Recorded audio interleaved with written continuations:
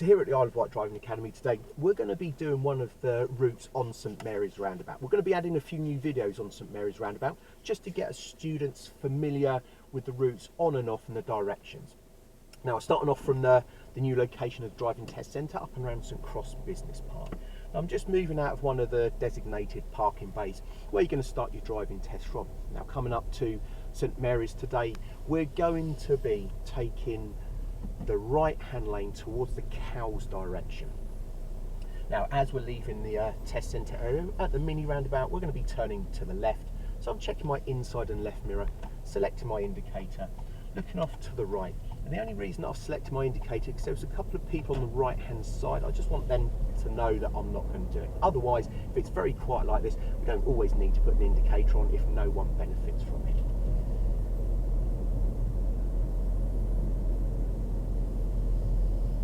Now, being in industrial estate, it's very quiet at the weekend, but we know that there's potential of larger vehicles delivering to and from. Coming up to the next mini roundabout. Now, in the distance, we've got the blue circular sign denotes the mini roundabout, and that is always located at the give way.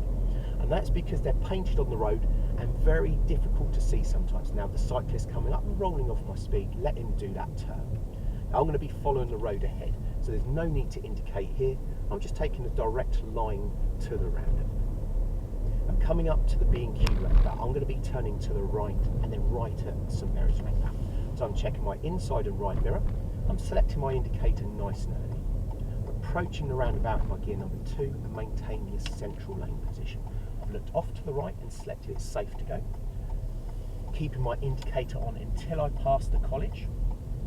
Now I'm going to check my left mirror and then do a couple of left indicators, so I'm going to leave it. I'm moving over to the right hand lane and putting on my right indicator.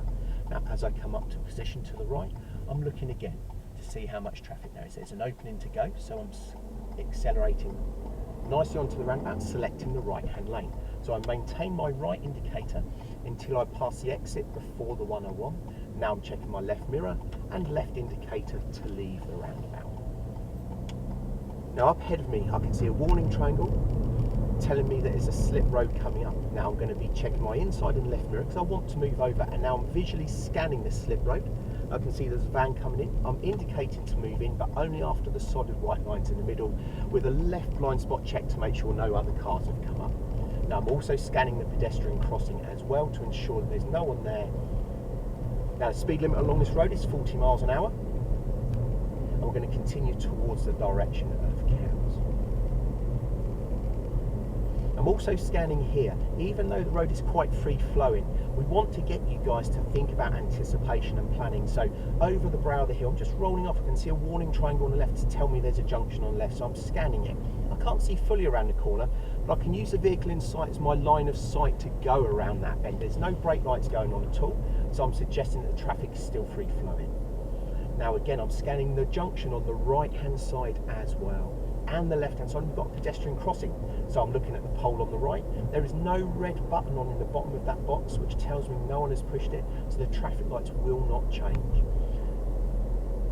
Now going up the hill, I'm starting to increase my speed slightly, but again I'm still scanning that junction on the left hand side to ensure that everything is safe.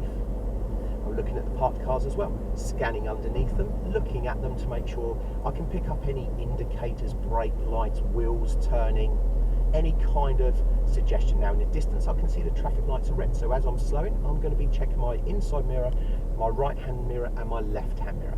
The vehicle behind is given a good distance, so I'm just rolling off my gas.